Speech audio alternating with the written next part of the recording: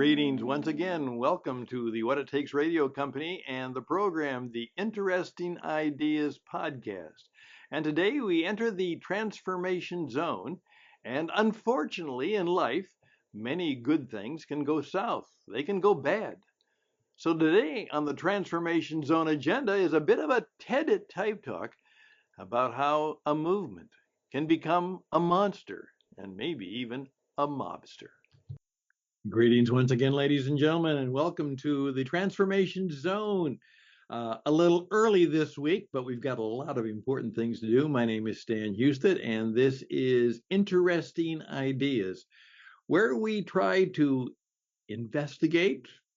We are sometimes interrogating, sometimes interviewing people who can help us find good ideas so that we can live better now. And one of the projects that has really put us in the forefront is working with a number of colleagues. We're put together the Transformation Project, or we're kind of changing the name perhaps to the Transformation Zone. And as a result of that, we're trying to figure out how we can be instruments, guides, perhaps encouragers of positive and powerful transformations, not just changes, not just tweaks, not just a little thread here and there, but where some things change significantly. Perhaps, as someone has said, not different by degree, but truly different in kind. Things are different, big time. So that's what we're all about. And so thank you for joining me on this Thursday flowing into Friday and the weekend.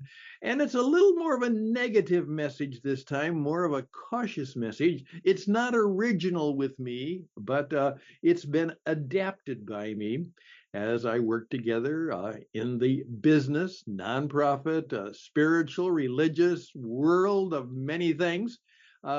Things I have discovered to be quite true and something we need to be very much aware of, if I can. That's right, the title, gotcha. Yeah. Well, is your great movement going to turn into a monster? Is it going to turn into a mobster? Yeah. Could that be the case? Well, let's see where that will lead us today. I'm Stan Houston. These are interesting ideas. And, stay tuned because it's going to begin right now.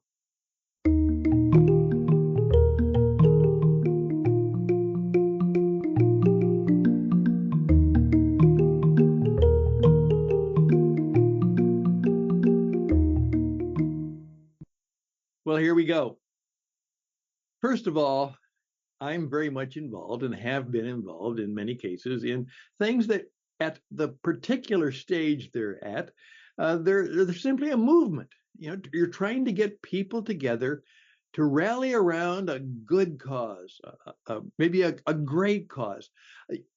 Something needs doing, something needs solving, some opportunity needs to be pursued, some possibility needs to be thought about and stirred up and perhaps brought into life.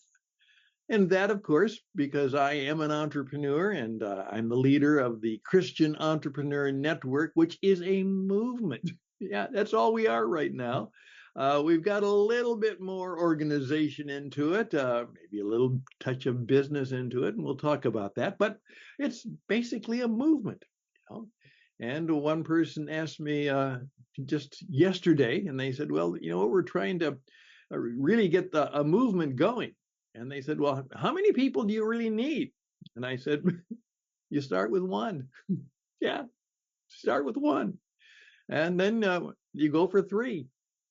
That's how you start a movement. And one of the greatest movement makers in the world, that's how he began his great cause and his great movement. However, the movement flounders, it grows, it goes through all kinds of differences and changes. It dies maybe, and then it resurrects, and it moves forward. But the cause is pure. People are not trying to take advantage of somebody. They're not trying to do something wrong. They're trying to do something good. And there are a number of things. We speak of the civil rights movement. And if you grew up when I did, there were a number of people that were in the anti war movement, which was in opposition to what they felt were the bad things in the Vietnam War. So, a movement.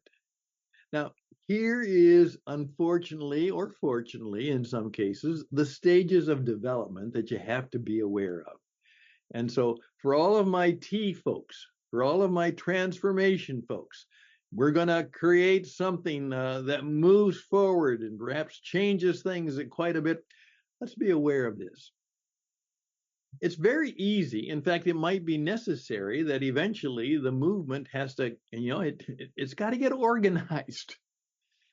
And so we begin to build structures, and we begin to find leaders, and we begin to put frameworks and structures and ideas and legal role in place. And so, in effect, after some time of being just a movement, the organization is just that, an organization. It's no longer a movement. It's still, moving, but now it's an organization. And it doesn't take long that for this organization, as I oftentimes say, and I've done this a lot, I've worked with organizations of 3 to 5 to 7, and oftentimes that's a good number. But I know that when we get up to 10, 12, 15, just kind of like the same kind of crew that Jesus had, politics get involved. Personal agendas begin to come forward. That happens, and it's not because people are bad, though some could be bad. It's just that different agendas, different ideas come forward, and because of the perhaps diversity in the group, which is good, things begin to get political. And political simply means is people are looking for ways to get the business or the organization at this stage, it may not even be a business yet, get it to move or be in certain ways. That happens. However, you could be simply a good news, goodwill, nonprofit organization, and you could very much and perhaps do that for a good long time. Many good causes live today as organizations. They still have their ups and downs, and they still have the problems that oftentimes, hey, let's turn the organization into a business. Remember, no margin, no mission. So we've got to turn it into a business. So we start operating that way, and people become employees, and people get hired, and maybe even people get fired, and we have to find business-like ways to raise money. Perhaps we find ways that we can do that in an effective business-like way. We can put products and services out there, and we can begin to raise money that way. And so there are many great causes who've become big and good and strong organizations, but now there's much more of a business model to what they are. Now, I'm not saying that's bad, but that means the dynamic has changed. And this is where oftentimes those who were the founders of the movement get lost. Sometimes they get fired, and they look around and say, this isn't as fun as it was when we were just, poor and working hard. And it's not a movement anymore. It's a business. And of course, some of the people who then come into the business have maybe perhaps different motives. Maybe they have a little more self will and self-aggrandizement. They see this as a good way for them to pursue their personal agendas. All of that is the stuff of stuff. But here's where things begin to go poorly. As some people will tell you, particularly in the business world, I had one gentleman who he knew that he could make a lot of money if his business would go public. Well, yeah, uh, in effect, then that would mean that the business had stockholders. It would have other people who owned part of the company. And in fact, it could be that, the founder, the owner, was now maybe even a minority member of the owners, because there are all kinds of other owners. Well, that means now it has gone from a movement, to a organization, to a business, and now it's a corporation. Oh, that can be wonderful, and it can be deadly. You see, because the people who were involved in the movement were really concerned about the people they were trying to serve or help or guide or work with. And certainly when it became an organization, that was still very much the incentive they had. And now it's a business, but it's still got people who are very, as I would say, customer concentric. They love working with the people who buy their stuff or buy their services. There is still a strong desire that the business be very, very much the organization be, the movement continue to serve people well. So, but it has now a corporate structure to it. That means that there are people who really don't care maybe about the movement or the cause. The owners are simply there because the corporation is a way for them to have their own personal agenda. They want to make money. That's why they're members of the corporation. Or they are officers of the corporation who have just as strong a personal desire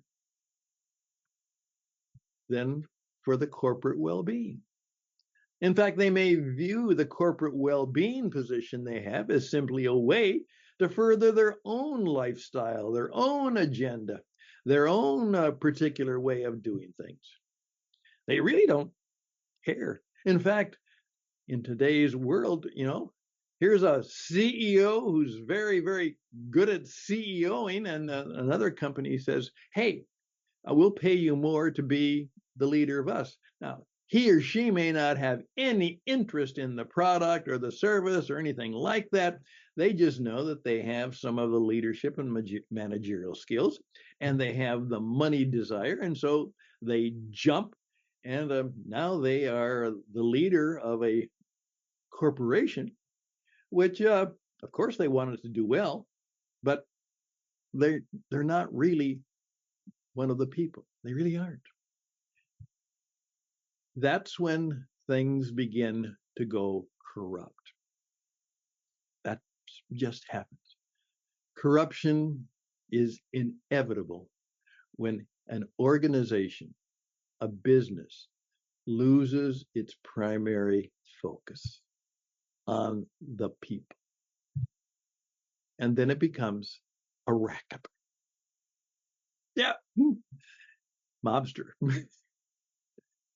There are people who now are monsters and mobsters who are in charge of what was at one time a great and good and glorious and maybe wonderful cause.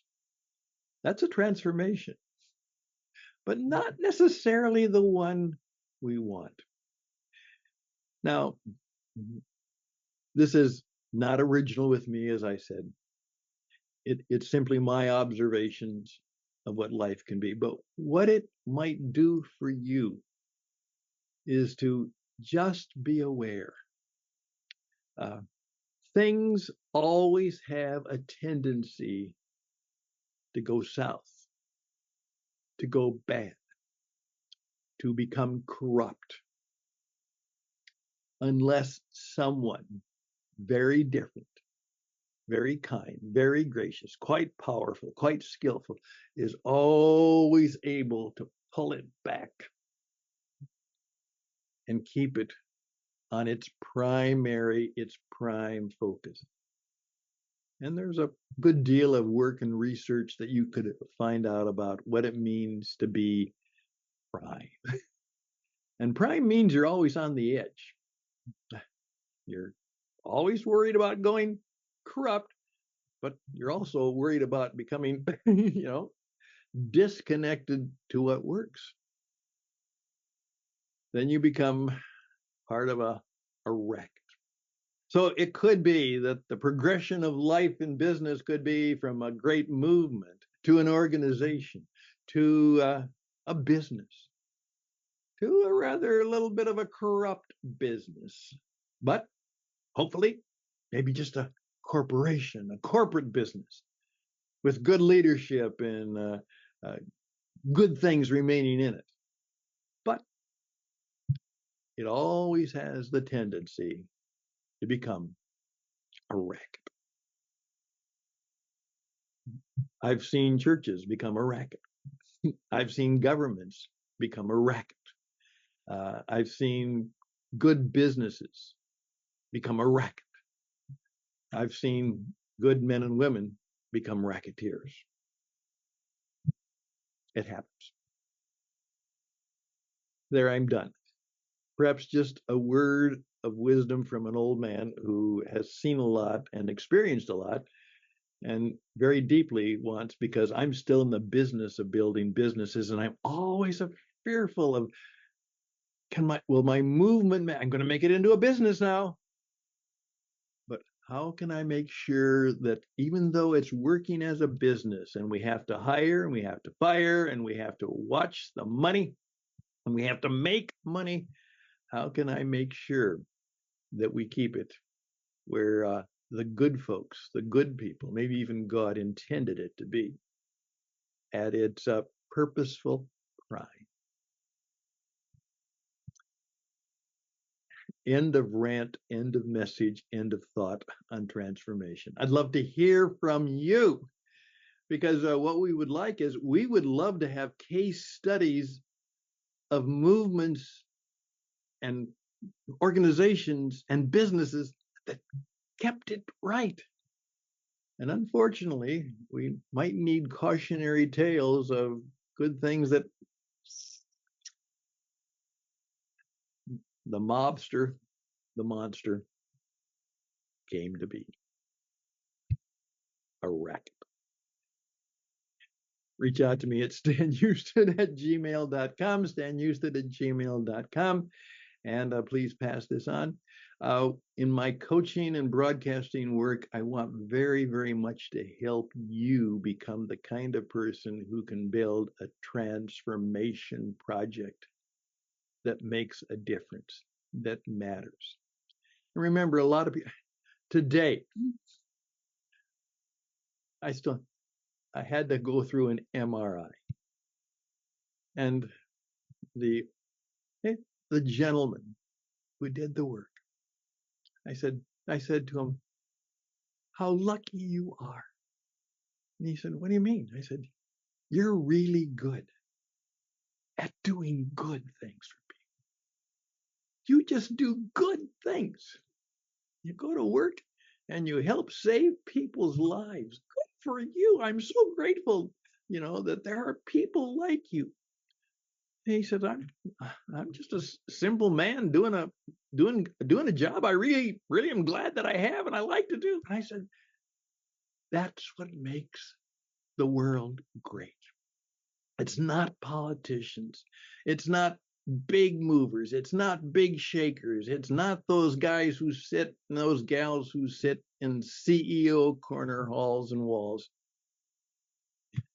It's guys, it's gals like you. I'm done. Thank you for listening. Again, I'd love to hear from you. StanHouston@gmail.com. StanHouston@gmail.com. All the best and blessings until next time. Bye for now.